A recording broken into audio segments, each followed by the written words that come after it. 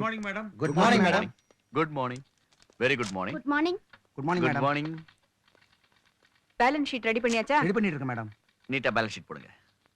Good morning madam. Good morning.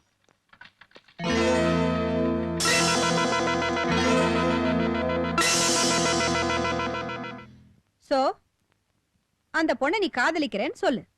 நான் சம்மதிச்சா கல்யாணம் கூட பண்ணிக்குவேன், அப்படிதானே? ஆமாமா. நான் சம்மதிக்கலன்னா அவளை மறந்துடுவியா? அம்மா மறக்க முடியாதுங்கிற, அப்படிதானே?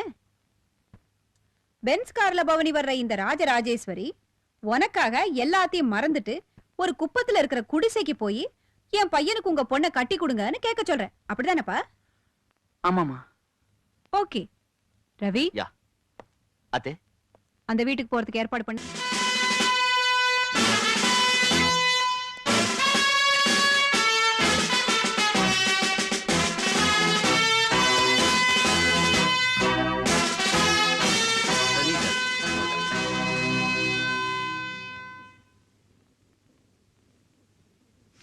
இந்த ஏழைங்க வீடு தேடி நீங்க வந்தது எங்க அதிர்ஷ்டமா?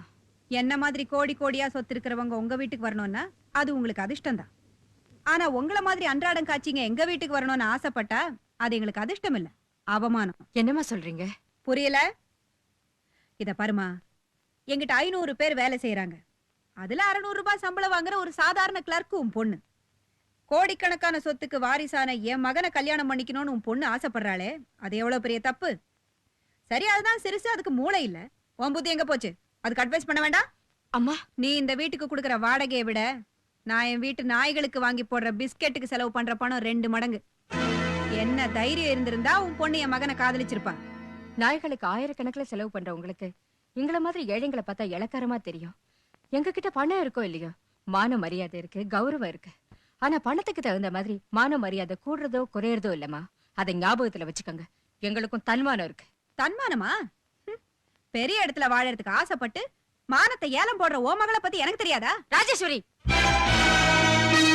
ராஜேஸ்வரி அம்மா, நாங்க கொஞ்சம் அடக்கி பேசு. கேலிக்கு ஒரு அளவு உண்டு. கேலி பண்ண வரல, எச்சரிக்கை வந்த. நான் நினைச்சா யார வேணும்னாலும் நடுத்தருவுக்கு கொண்டு வர முடியும். மொடவன் கொம்புத்து எனக்கு ஆசைப்படக்கூடாதுமா. பொண்ணுகிட்ட சொல்லி வை, என் மக மேல இருக்கிற கள்ளக்காதல இன்னியோட மறந்துட சொல்லு. போனா போது ஏதாவது பணம் கொடுத்து ரவி. நீட். எவ்வளவு வேணும்? வாய மூடு. நாங்க ஏழைங்கதான், ஆனா மானத்தை விக்கிறவங்க இல்ல. நாங்க சாதாரணமானவங்க தான், ஆனா சீர்கெட்டவங்க இல்ல. கொஞ்சம் கூட இதையுமே இல்லாம வார்த்தையை நெருப்பா அள்ளி கொட்டாத. உன்கிட்ட பணம் இருந்தா 3 வேளையை வறுத்து தின்னு. ஆனா அந்த திமிர்ல எங்களை அவமானப்படுத்தினா நாங்க சும்மா இருக்க மாட்டோம். சும்மா இருக்க முடியாதா? உன்னை என்ன செய்யணும்னு எனக்கு தெரியும்.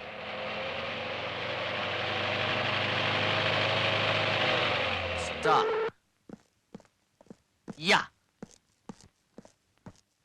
வாங்க, வீடு முழுக்க நீட்டா தேடுங்க. சர்ச்.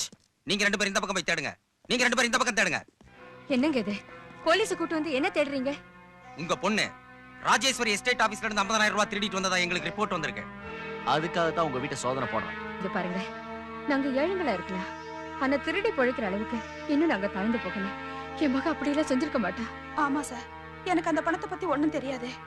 இது என்னமோ அந்த ராஜேஸ்வரி அம்மாவோட சூழ்ச்சியா தான் இருக்கும். உங்களுக்கு திருட்டு பட்டம் கட்டுறதை தவிர ராஜேஸ்வரி அம்மாளுக்கு வேற வேலையே கிடையாது பாருங்க. அந்த ரூம்ல இந்த 50,000 ரூபாய் இருந்தது சார். இப்ப எப்படி வந்தது? அம்மா, இந்த பணத்தை பத்தி எனக்கு எதுவும் தெரியாது. இதுல ஏதோ மோசடி இருக்கு. அம்மா, என்ன நம்புங்கம்மா. ஸ்டேஷனுக்கு வாங்க. நான் வர மாட்டேன். நான் அந்த பணத்தை திருடல. நான் வர மாட்டேன். நீங்க வரலன்னா உங்களை நான் பலவந்தமா இழுத்துட்டு போக வேண்டியிருக்கும். மரியாதையா நடங்க.